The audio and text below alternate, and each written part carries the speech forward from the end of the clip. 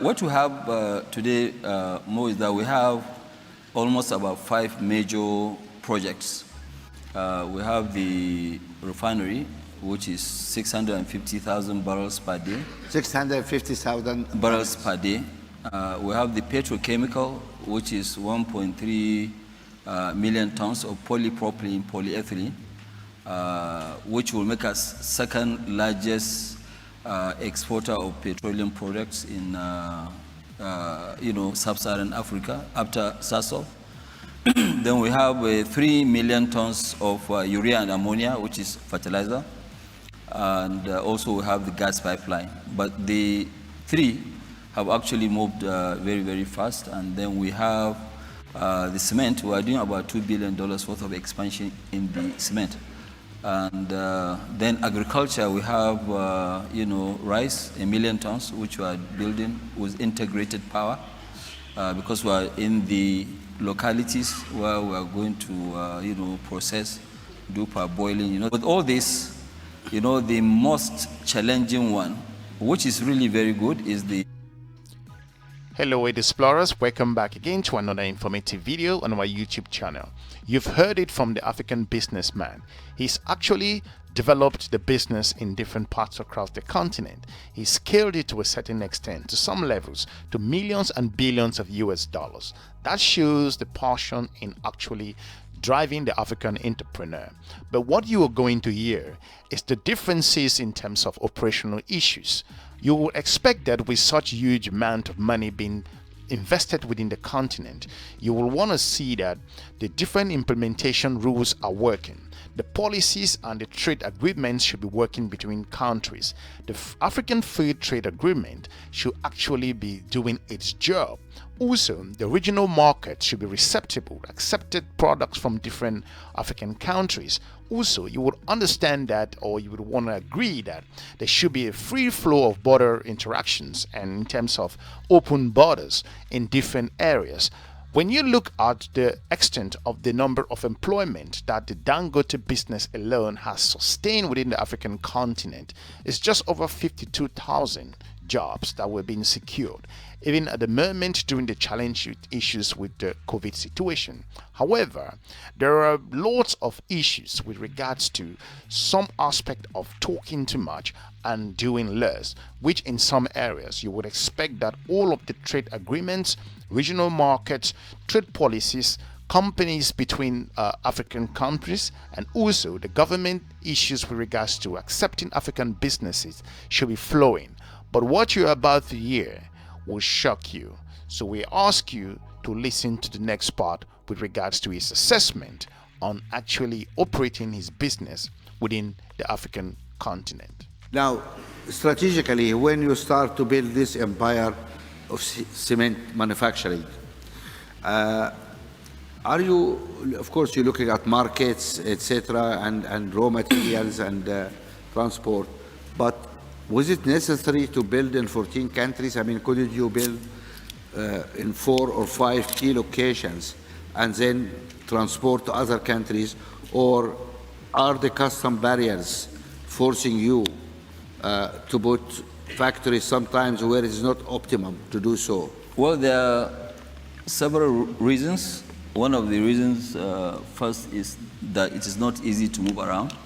It's not easy to move around. It's not easy to move around, that's number one. Number two, it depends on the country, whether they have limestone, which is our key raw material. That's what I thought, some location will be more... Yeah, so, well, it depends. Like now, let me give you an example, because you talked about movement within Africa. Yeah.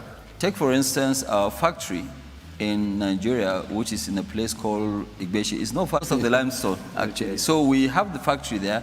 We are only 28 kilometers into Republic of Benin. But Republic of Benin, they don't allow us to take cement into, Benin Republic, but they import from China. Why?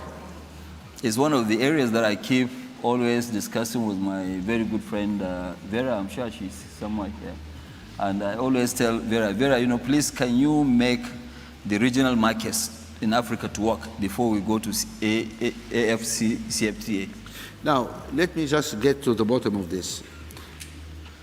Could it be the Chinese cement cheaper than your cement? No, no, no, no. It's whatever. If the market is selling for zero, we're willing to compete at zero. So we'll just take and sell. So you are happy to compete at price? No, no, no. It's not about competition. It's about allowing us to go in. So how come they allow Chinese and don't allow Nigerians? Honestly, Mo, you should ask the president of the country. He will give you. Do you have anybody from? The AFC, CTA is a very, very good, thing to, But my issue is that even if we sign, what about the implementation? We are very good at designing programs and whatever, but implementation is key, which is really missing. Because we talked about free trade areas. Yes. ECOWAS talked about borderless. Yes. Region. Is that happening in reality or not? Well, actually, it's not happening in reality, because the biggest issue that you have is, allowing movement. Today, if we are going to take cement to, say, maybe Togo, we're going to spend almost a week for just 210 kilometers. Is it the roads or is it the customs? It's the customs. The customs? Yeah, you sleep in the border when you get there. Why? Yeah, because, it's just corruption. You have to pay in order to get your cement across? Well, we don't pay, but maybe that's why they're holding us. But even people who are paying, they have to spend that long period of time. Also. It's a long process, yes. So I think the CFTA will help us. But I think before we jump to CFTA, we must make sure that the regional markets are working very well. Right, I think there is some practical issue here which people need to think about.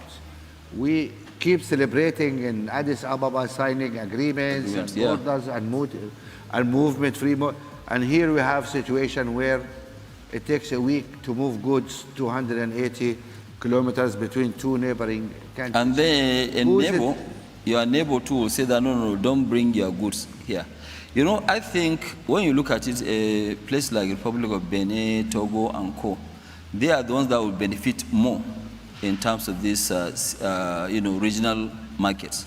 Because if I'm from Benin or I have business in Benin, it means that I don't only have market for 14, 15 million people. I have Nigeria's market, which is 200. You see, because the economic activities of Nigeria is mainly in the southwest, which is 60%. And the Republic of Benin is like part and parcel of that area. I mean, it's easy. My own market, like what I said, it's easier for me to take my cement into Republic of Benin than going to Lagos. Even though I'm near. I mean, yeah, we have been talking about regional. Where is Vera? I mean, we're talking about regional integration and all this stuff, and it's not happening on the ground. So Vera, are you here? Yeah, she's right there. Okay, we'll get you. No, I think this conversation is important to really show what's happening actually on the ground. How we're going to move. Couple of us, we have a lot of, work in our hands to do. I mean, today,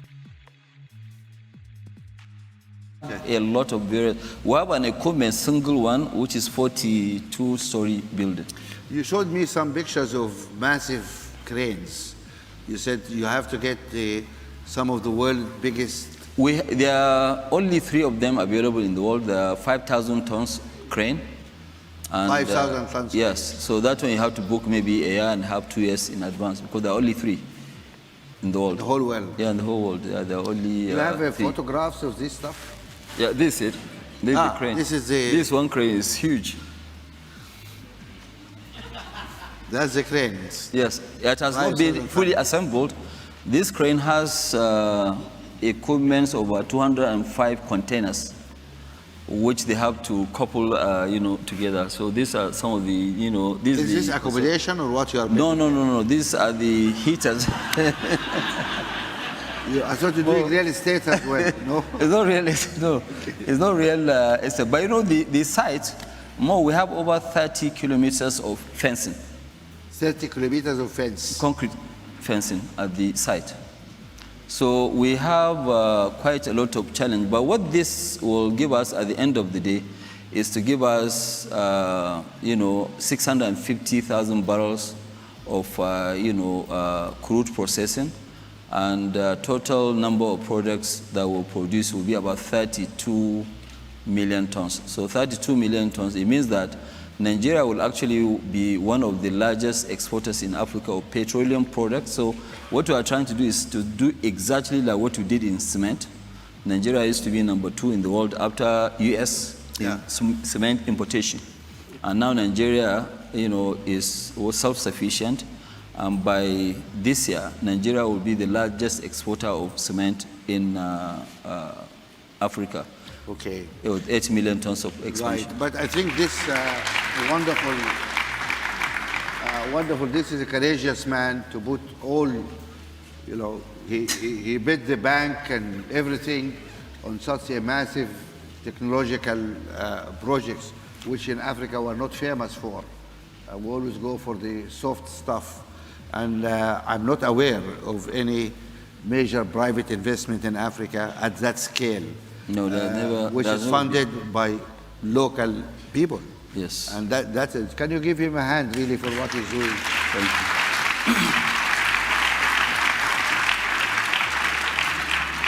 you. Now, we come to cement. I know you have a number of cement facilities. In how many countries you are producing? Well, 14 in total, the operational one. 14. We have about 11, then we have about 3 new countries. Now, let me ask you a question. You had to do 14 factories. No, more than 14 factories, 14 countries. 14 countries, so you have more than one? Countries we have, like in South Africa, we have 2. In Nigeria, we have 3. We are building the 4th one. Let me give you the scale of our industries. Like in Nigeria, we have one single location, which we are producing about 13 million tons, which is 13 million tons. 13 today, but by end of this year, it will be 16, which is by far outstripping the whole production of South Africa. So you're going to end up producing more than South Africa? In that location alone, yes. Just one location? Just one location, yes. South Africans watch out. You guys are... They don't need to watch out. I'm there becoming also. History, yeah. So we have in Zambia, Tanzania, Ethiopia, Congo, Brazzaville, So most of the countries, were there. In Cameroon, we're actually building another 3 million tons here in Côte d'Ivoire. Yeah. Côte d'Ivoire, just about an hour, from here.